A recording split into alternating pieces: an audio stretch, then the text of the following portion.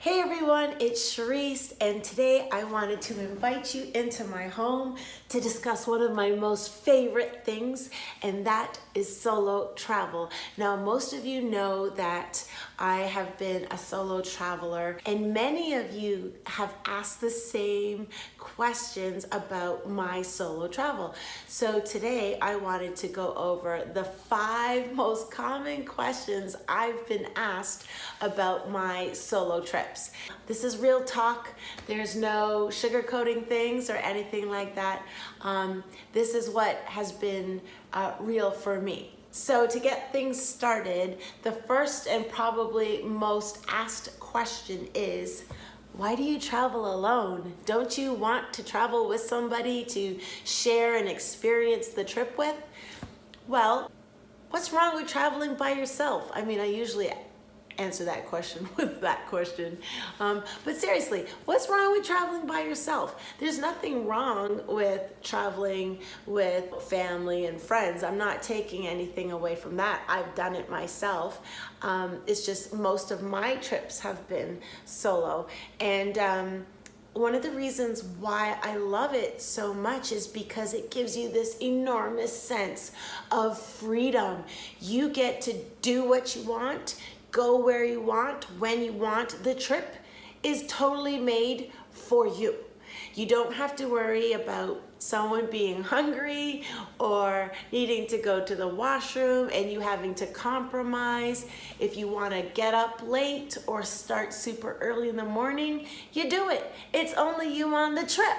You just have that freedom to do whatever you want and however you want. And it also gives you flexibility. Now, this is important to me because I am like the queen of last minute trips and last minute dips into countries here and there. For example, one time I was visiting Southeast Asia, and one of the places that I was supposed to go to was Koh Samui in Thailand. And I went, but it was pouring rain for days. There was flooding. It was a disaster. So what did I do? I called my travel agent and I said, get me out of here. So she's like, where do you want to go?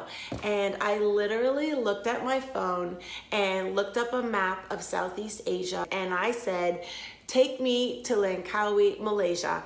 The next day, I was on a plane to Malaysia to escape the rain. Now, if I was traveling with someone, I might not have had the ability to do that because, well, they might not have had the means to do that, or maybe they might not have even wanted to go to Malaysia. Another reason why I travel solo is because there are so many places in this world I want to go to, and I honestly don't have enough family and friends that want to go to the same places as me, or they can't get the time to go. So I'm not waiting around for somebody to say to me, okay, Charisse, now I can go on a trip with you. Nuh-uh. If I want to go somewhere, I'm not waiting around for someone to say, okay, now I could go. I am going. Life is short, and I just want to live my best life and explore and learn and grow. So that's my thing that I get from traveling. Question number 2, don't you get lonely? I can't even go to dinner or the movies by myself. Really? You can't go to the movies or dinner by yourself?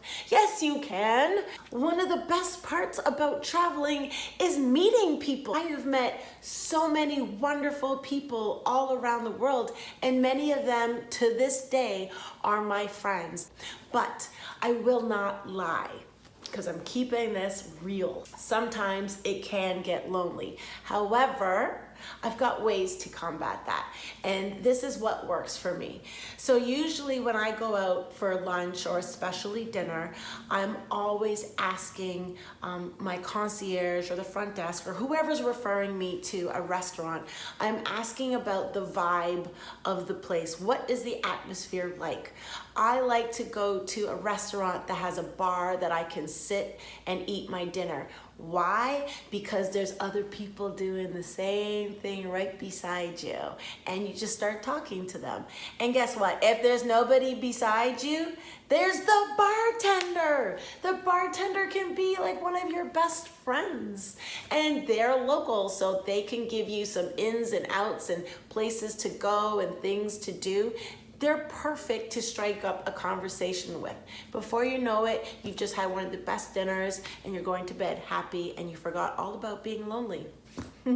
Another thing that has really kept me company while traveling, believe it or not, are you guys. So especially with my trip when I was in Africa, I had so many of you messaging me and commenting, and it felt like you guys were right there with me. I can't even begin to tell you how enjoyable that was for me. So thank you to all of you guys who've kept me company.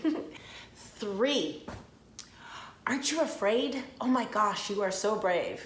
Well, no, I don't think I'm really brave, perhaps.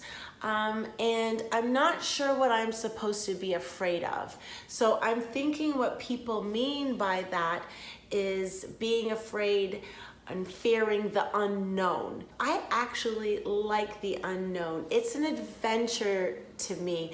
It's a fun challenge for me to figure out. So whether I'm taking the subway, a tuk-tuk, an Uber, a taxi, I just want to, figure it all out. If someone's speaking another language, I don't want to, go through a translator or even that new gadget where you can speak into and it translates what you're trying to say. No, I like to talk to people and communicate with them, even though they don't speak English and I don't speak their language. I like the human connection that allows us to communicate. So the fear of the unknown, I don't know what there is to be afraid of. Number 4, what about safety? That is a good one, and it's a very important one. So when I first started traveling solo, I would always go to Google. Well, I still go to Google. I do a Google search, and I usually look up, safe for solo female travelers, and I look at other people's blogs, and I also go to TripAdvisor. Now, what I get from all these resources is just a general feeling of what the place is like, people's good experiences, bad experiences, and then I kind of make up my mind if that's the kind of place that I want to go to, and also prepare for what I need to do to be safe. So, for example, I pack clothes that are appropriate for where I'm going. I'm not wearing booty shorts if I'm going to a temple in Thailand. It's just not respectful, and frankly, it's not allowed, and it's not safe either, right? So instead, I'll bring things like pants that go past, like cropped pants that will go up to my knees. I'll bring a shawl to cover my shoulders. So you're not only showing respect for these places, but you're also playing it safe. Now, I also consider myself street smart, and I'm always vigilant, whether I'm here at home or traveling abroad and on the other side of the world. I think that it's really important just to, be aware of your surroundings, but at the same time, I try to fit in. I don't try and look like the tourist. I try to blend right in, and sometimes it's impossible. Like, look at these curls.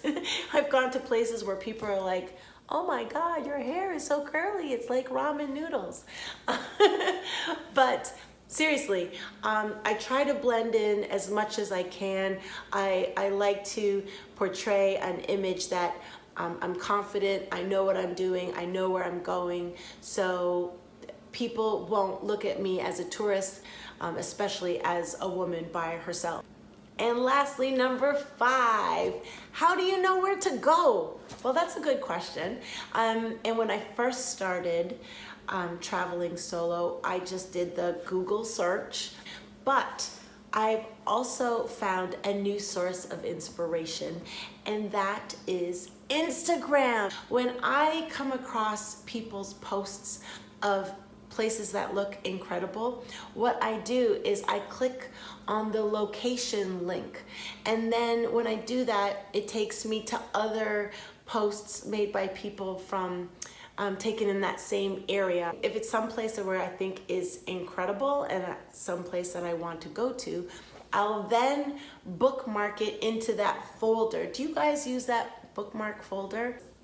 I love it, it's the best. So when I am ready to travel, it's my first go-to place when I want to think about where to go and to try and plan a few places. I'll try and, hit up 2-3 countries at a time. So I think that's a fantastic way to go and at least create a bucket list. Well, one day, actually it was one night when I couldn't sleep. It was like 2-3 o'clock in the morning. So what did I do? I flipped open my phone and I just started on Instagram. And one of the posts I came across was the infinity pool at Marina Bay Sands in Singapore. And I literally sat up and I'm like, oh my God, this is where I'm going, this is it. And yeah, I ended up going to Marina Bay Sands. Another thing that works really well for me is as soon as I check into my hotel, I don't go upstairs to my room. I walk straight to the concierge desk. I introduce myself. I tell them that I'm traveling solo and the things that I like to do. I like to do some touristy things, but I also like to go off the beaten path. And this works out amazing. Another great resource, other travelers. You meet so many people, especially travelers. You end up exchanging stories and ideas, and before you know it, they're giving you great advice on places that they've been to. For example, when I was in Tanzania, I met this family that was traveling there, and I had mentioned that I was going to Dubai afterwards, and they told me that I had to check out Abu Dhabi, and I said, oh, I don't have all that much time and it's kind of far. And they're like, far? It's only an hour away. And I was like, what? I can Uber that, I can get a taxi or something. So that's exactly what I did. I didn't plan on going to Abu Dhabi when I was in Dubai, but because of that family I met in Tanzania, I ended up going to Abu Dhabi, managing to squeeze it into my trip. And see, remember the same thing that I was talking about, flexibility and being able to have the freedom to do whatever you want? I was able to go to Abu Dhabi. So there you have it, my 5 most common questions that I've been asked about my solo travels. I know there are more than 5 questions, and if you have a question that you would like to ask, feel free to ask it below in the comments section. And if you enjoyed this video, I would really appreciate if you gave it a thumbs up. And if you haven't subscribed to my channel yet, please do. The button is down there. It's no longer my first video, my first YouTube video, so I know where that red subscribe button is, and it's right down there. So please subscribe, and I hope to see you guys back here soon.